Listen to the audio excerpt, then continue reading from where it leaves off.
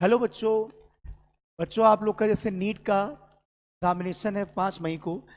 तो इस एग्जामिनेशन से पहले कुछ हम लोग एनसीईआरटी के क्वेश्चंस को अच्छे डिस्कस करते हैं ताकि हमारा नीट का जो पेपर है 5 मई को ये अच्छे से जाए। चलिए एनसीईआरटी के जो कुछ क्वेश्चंस हैं हम लोग स्टार्ट करते हैं डिस्कस करना।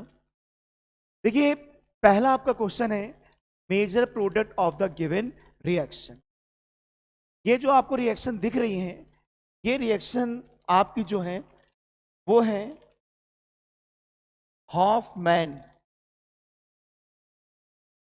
Bromamide degradation. इस रिएक्शन में हम जैसा जानते हैं कि जो आपका CONH2 होता है, जब हम इसकी रिएक्शन ब्रोमीन NaO से कराते हैं तो ये आपका कन्वर्ट हो जाता है NH2 में। ठीक, हमको इस क्वेश्चन में जो रिएक्टेंट गिवन है वो ये है। जब हम इसकी रिएक्शन आपका Br2NaO से कराएंगे तो हमारा जो आंसर आएगा ये बनेगा हॉफमैन नीट में काफी बार पूछी आ चुकी हैं, उसको ध्यान दे लीजिए। इसका करेक्ट आंसर है डी। अगले क्वेश्चन की ओर हम लोग बढ़ते हैं। Which among the following aromatic species. देखिए, जो एरोमेटिक स्पीसीज होते हैं वो हमारे हक्कल रूल इसको फुलफिल करना चाहिए। 4n+2 पाइलेक्ट्रॉन, जहां n इंटीजर, सभी कार्बन sp2 हाइब्रिडाइज होने चाहिए, आपका रेजोनेंस होना चाहिए। ठीक, अगर देखा जाए हक्कल रूल जो फॉलो हो रहा है वो हमारा बी वाले में हो रहा है।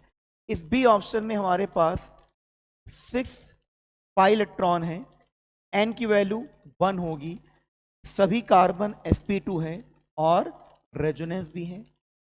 तो जो इन चारों में एरोमेटिक होगा वो ऑप्शन बी रहेगा। ए ऑप्शन में 4 पाई इलेक्ट्रॉन है, एंटी एरोमेटिक। सी ऑप्शन में भी 4 पाई इलेक्ट्रॉन है, एंटी एरोमेटिक। जो ऑप्शन डी होता है ये आपका होता है नॉन प्लेनर, और नॉन प्लेनर जो होते हैं वो एरोमेटिक नहीं होते, ये नॉन एरोमेटिक होते हैं। ठीक, अगला क्वेश्चन वो डिस्कस करने जा रहे हैं। देखिए, इस क्वेश्चन में एनिलीन का रिएक्शन NaNO2 से कराया है, मतलब डाइजोटाइजेशन। इसके बाद हाइड्रोलिसिस पे ब्रोमीन वाटर।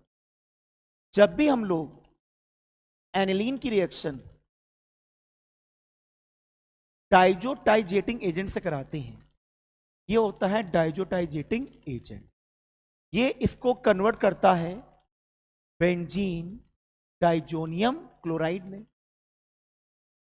और जब हम बेंजीन डाइजोनियम क्लोराइड का हाइड्रोलिसिस करते हैं तो हमको यहां पर फिनॉल गेन होता है। और फिनॉल का जब हम लोग ब्रोमीन वाटर टेस्ट करते हैं तो हमको व्हाइट पीपीटी आता है। ये व्हाइट पीपीटी आता है ड्यू टू फॉर्मेशन 2,4,6 ट्राइब्रोमोफिनॉल। तो यहां हमारा बनेगा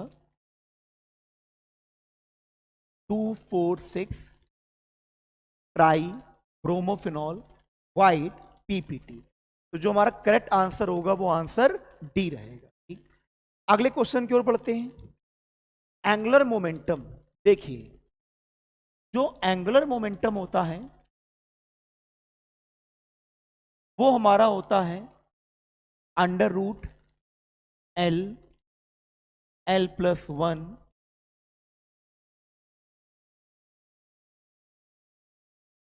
H क्रॉस। जो ये H क्रॉस होता है ये H/2π के इक्वल होता है। यहां पे हमारा 3p ऑर्बिटल है। 3p ऑर्बिटल के लिए ध्यान देना बेटा, जो L की वैल्यू होती है वो 1 होती है। अगर हम लोग यहां से अब एंगुलर मोमेंटम को फाइंड करें तो एंगुलर मोमेंटम हमारा आएगा √1 1+1 H cross means √2 H cross. तो करेक्ट आंसर है हमारा डी। ये ऐसे क्वेश्चन नीट में काफी बार पूछे आ चुके हैं। अब हम लोग अगले क्वेश्चन की ओर बढ़ते हैं। Which one of the following is intensive property of system. देखिए एक पॉइंट ध्यान दीजिए, ratio of two extensive property is always intensive. जैसा कि हम ध्यान देते हैं, जो डेंसिटी होता है, डेंसिटी बराबर होता है मास अपॉन वॉल्यूम। जो मास होता है वो एक्सटेंसिव प्रॉपर्टी है, जो वॉल्यूम है ये भी एक्सटेंसिव है। अब ratio of two extensive always intensive, जो डेंसिटी होता है ये हमारा इंटेंसिव प्रॉपर्टी है। तो इसका करेक्ट आंसर होगा ए। बाकी वॉल्यूम एक्सटेंसिव होता है, हीट कैपेसिटी एक्सटेंसिव होता है, मास भी एक्सटेंसिव होता है। ठीक, आगे बढ़ते हैं। Pair of isostructural molecule among the following. देखिए अगर हम यहां ध्यान से देखें, जो अमोनिया है, अमोनिया में 3 सिग्मा बॉन्ड, एक लोन पेयर होता है, जिस कारण इसका हाइब्रिडेशन sp3 होता है। इसका शेप ट्राइगोनल पिरामिडल होता है। ठीक, वैसे ही PCl3, अगर हम PCl3 को भी अच्छे से देखें तो यहां पे 3 सिग्मा, एक लोन पेयर है, ये भी sp3 होगा, और ट्राइगोनल पिरामिडल इसका शेप होगा। तो अगर हम ध्यान से देखें तो ये दोनों आपस में आइसो स्ट्रक्चरल है। बाकी ऑप्शन देखिए, BCl3, BCl3 ट्राइगोनल प्लेनर होता है, ClF3 ये टी शेप होता है, आइसो स्ट्रक्चरल नहीं है। XeO3 ये आपका पिरामिडल होता है, XeO3 ट्राइगोनल प्लेनर होता है, ये भी आपका आइसो स्ट्रक्चरल नहीं है।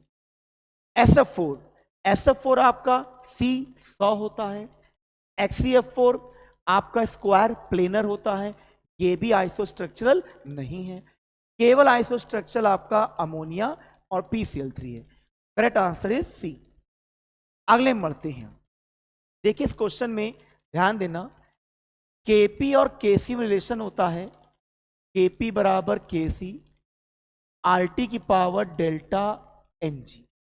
डेल्टा Ng हम जानते हैं number of mole of product gases state minus number of mole reactant gases state.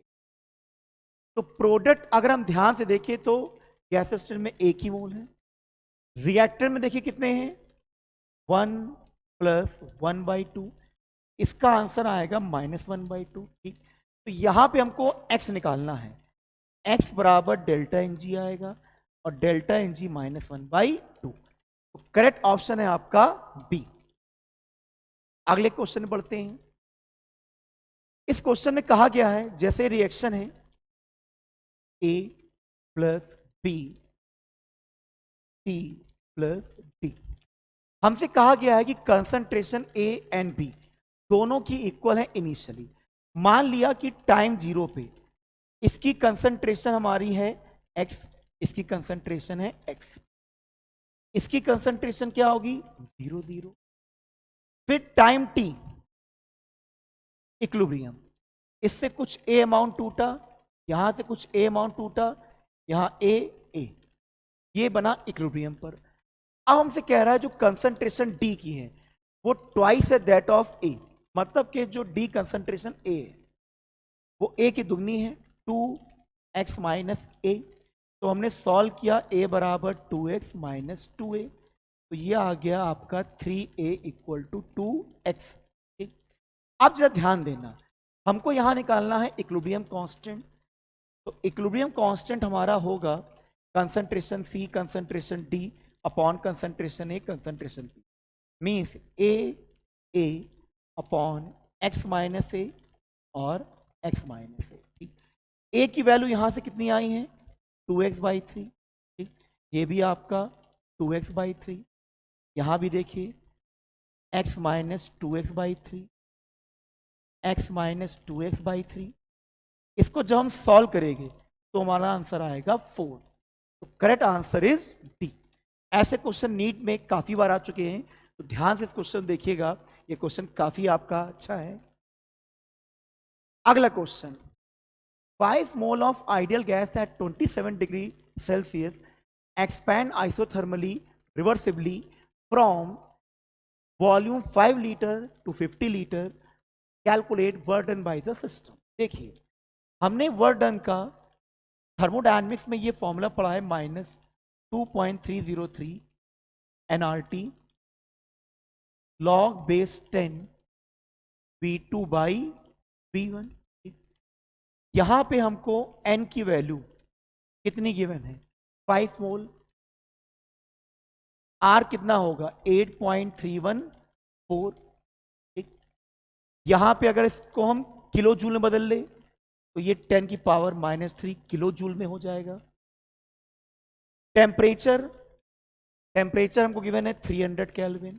ठीक, लॉग, देखिए वॉल्यूम फाइनल है 50 लीटर, इनिशियल है 5 लीटर, ये बेस 10 में होता है। ठीक, इसको जब हम पूरा सॉल्व करेंगे तो हमारा जो आंसर आएगा -28.72 किलो। जो आर हमने लिया है, ध्यान देना एक बार, वो 8.314 10 की पावर -3 किलो जूल में। तो इसका करेक्ट आंसर है हमारा बी। अगले क्वेश्चन की ओर बढ़ते हैं। Degree of hydrolysis of which of the solution is independent of concentration of salt solution. देखिए, जो सॉल्ट आपका वीक एसिड और वीक बेस से बना होता है, एग्जाम्पल के तौर पे जो आपका CH3CONH4 है, अमोनियम एसीटेट, ये आपका वीक एसिड एसिटिक एसिड से बना है, वीक बेस NH4OH से बना गया है। ठीक, ये वीक एसिड, ये वीक बेस। इसकी जो डिग्री ऑफ हाइड्रोलिसिस होती हैं वो हमारी होती हैं H = √KH। इसमें कंसंट्रेशन का कोई टर्म नहीं होता है, जिस कारण इसका करेक्ट आंसर होगा बी।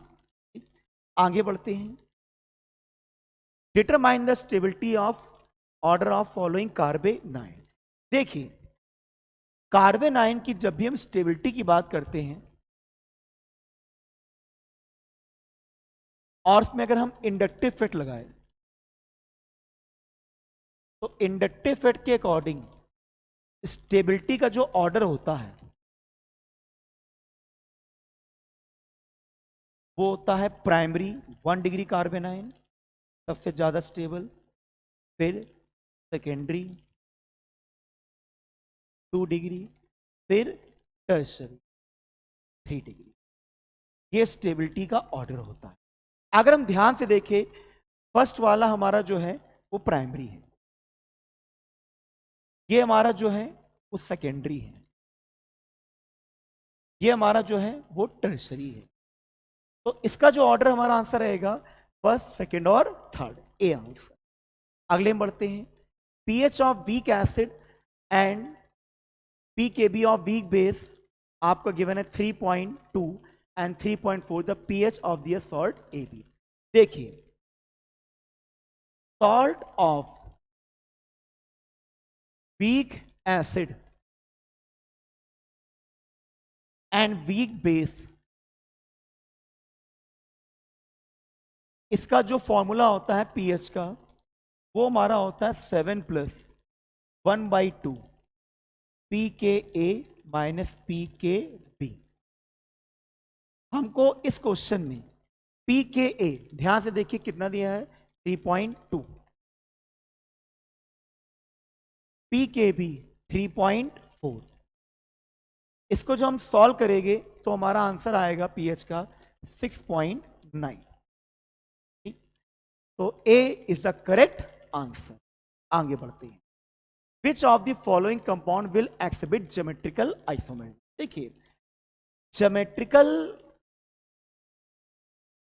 आइसोमेरिज्म के लिए जो आपका डबली बॉन्डेड कार्बन है उससे बोथ एटम और ग्रुप जो अटैच हो वो डिफरेंट होने चाहिए। अगर हम देखें 1 फिनाइल ब्यूटूइन, देखिए जो आपका ब्यूटूइन होता है, बहुत ध्यान सुनना, 1 पे फिनाइल है और ब्यूटूइन, तो हमने यहां लगा दिया C6H5। 1 पे फिनाइल और ब्यूटूइन, देखिए हमने क्या किया यहां पर,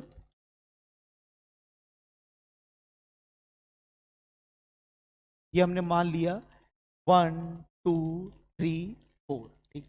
अब 1 पे हमसे कह रहा है कि एक फिनाइल अटैच है C6H5, ठीक।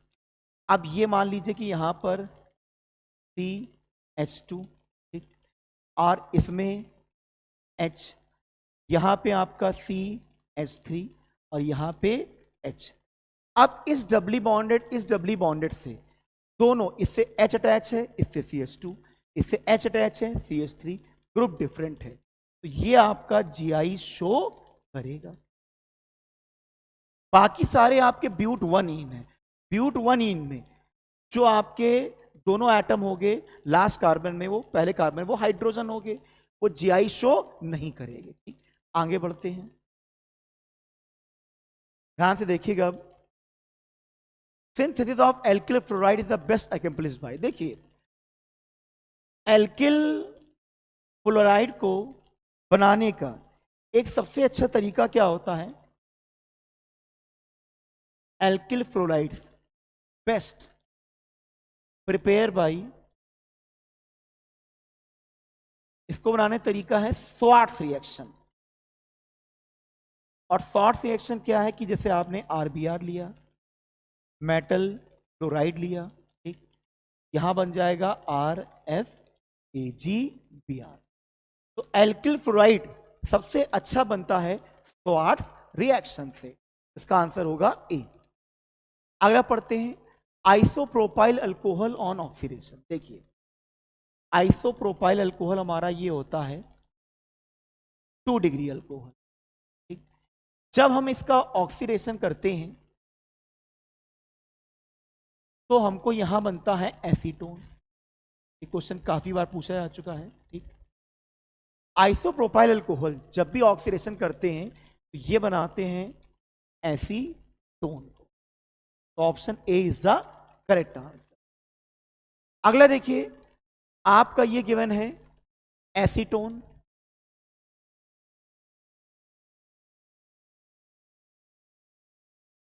और ये गिवन है प्रोपेनल।